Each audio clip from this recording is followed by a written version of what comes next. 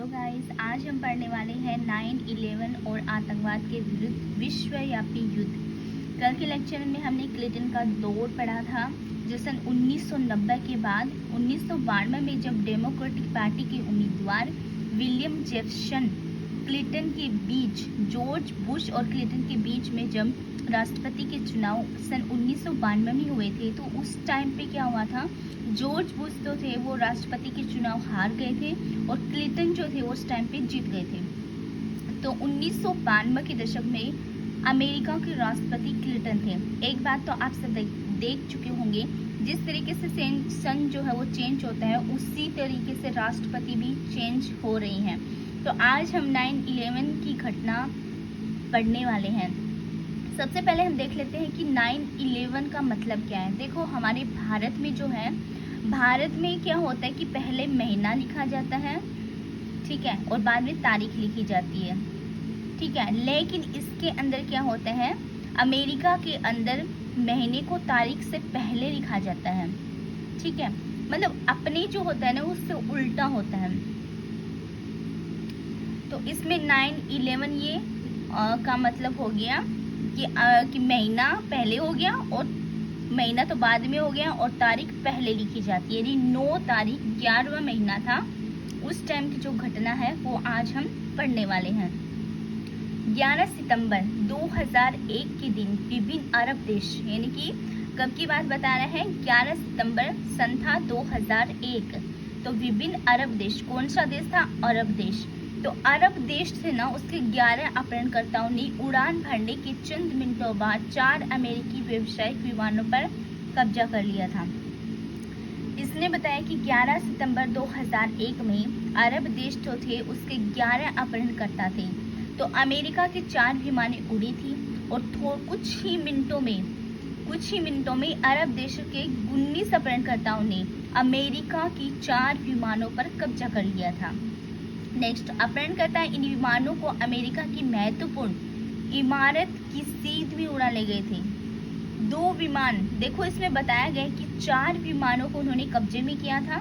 तो वो चारों विमान कहाँ जाके टकराई थी, मोस्ट इम्पोर्टेंट क्वेश्चन बनता है, ध्यान से हमें पढ़ना है, ठीक है। तो इसमें क्या है कि सीध में उड़ाया गया। 2 विमान कहाँ गिरी थी, न्यूयॉर्क स्थित, यानी कि न्यूयॉर्क के अंदर स्थित वर्ल्ड ट्रेड सेंटर के उत्तरी और दक्षिण टावर से टकराई थी, ठीक है। 2 विमान कहाँ टकराई थी, न्यूयॉर्क में स्थित वर्ल्ड ट्रेड सेंटर के उत्तरी और दक्षिण टावर से टकराई। तीसरी विमान कहाँ हुई, तीसरी विमान वर्जीनिया के एलिंगटन स्थित पेंटागन से टकराई, ठीक है। यानी कि इसने बोला कि तीसरी विमान जो थी वो वर्जीनिया के एलिंगटन स्थित पेंटागन से टकराई थी। पेंटागन जो है यहाँ पे क्या है, यहाँ पे अमेरिका का रक्षा विभाग है। पेंटागन में अमेरिका का रक्षा विभाग है, ठीक है। अब चौथी विमान की बात करते हैं। चौथी विमान को अमेरिकी कांग्रेस की मुख्य इमारत से टकराना था। उनका मकसद क्या था कि अमेरिका की जो चौथी विमान थी वो कांग्रेस की मुख्य इमारत से टकराना था, लेकिन वह पेनिसिल्वेनिया के एक खेत में गिर गई थी। पेनिसिल्वेनिया के एक खेत में गिर गई थी, यानी कि वो कांग्रेस की मुख्य इमारत से नहीं टकराई थी। इस हमले को 9/11 कहा जाता है। अब जो बात हमने देखी थी कि 9/11 अमेरिका में महीने को तारीख से पहले लिखा जाता है और अपने क्या किया जाता है, महीने को बाद में लिखा जाता है, ठीक है। यानी कि महीने को तारीख से पहले लिखा जाता है, यानी कि 9वां महीना 11 तारीख अपने लिखा जाता है, 11 तारीख 9वां महीना, ठीक है। आई होप ये समझ में आया होगा। नेक्स्ट इसका आगे का पार्ट हम देख लेते हैं। इस हमले में लगभग 3000 लोग, मतलब बहुत ही दिल दहलाने वाला ये अनुभव था अमेरिका का कि लगभग 3000 व्यक्तियों की मौत इसमें हुई थी। उन्होंने इस घटना की तुलना 1814 और 1941 की घटना से की थी, ठीक है। 1814 में क्या हुआ था, ब्रिटेन ने वाशिंगटन डीसी में आगजनी की थी और 1941 में जापानियों ने पर्ल हार्बर पर हमला किया था।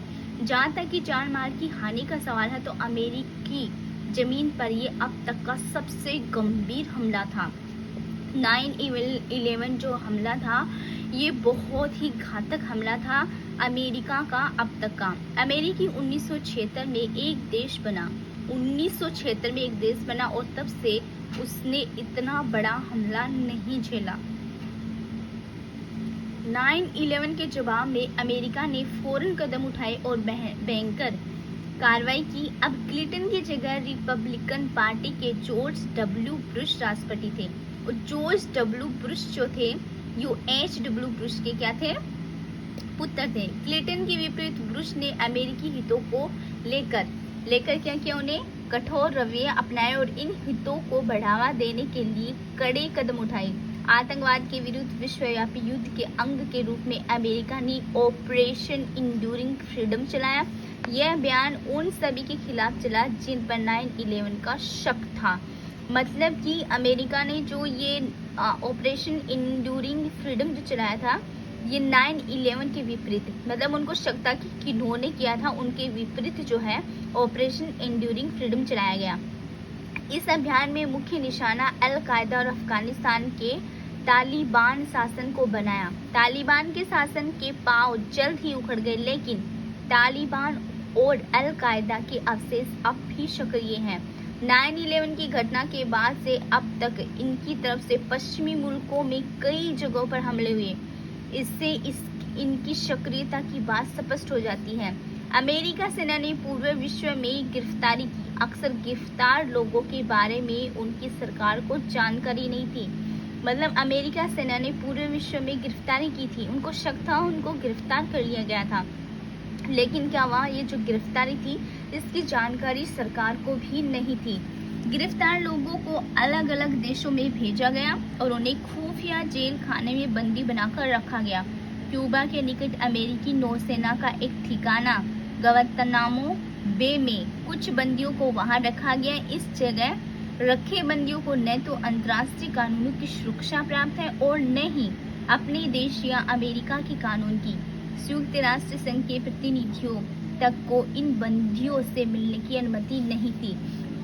तो आप सोच सकते हो कि 9/11 की जो घटना है ये अमेरिका के लिए कितनी भयानक रही होगी। ठीक है, तो 9/11 का यानी कि इसमें क्या है, महीना पहले लिखा जाता है, तारीख बाद में। तो ये हमें बात याद रखनी है। 9/11 नौवां महीना 11 तारीख, हमारे लिखते हैं 11 तारीख 9वां महीना। आई होप आपको 9/11 की ये घटना अच्छे से समझ में आ गई होगी। यहाँ पर ये चार्ट दिया गया है अमेरिकी विदेश नीति। जो क्लिंटन थे उन्होंने क्या थी, घरेलू नीति अपनाई थी और ये विदेशी नीति का फ्लो चार्ट हमें यहाँ दिया गया है। अमेरिका की नई विदेशी नीति, ठीक है, ये हमें एक चार्ट के थ्रू समझाया गया है। ठीक है, तो कल के लेक्चर में हम पढ़ेंगे इराक पर आक्रमण। ठीक है, सो थैंक यू गाइस।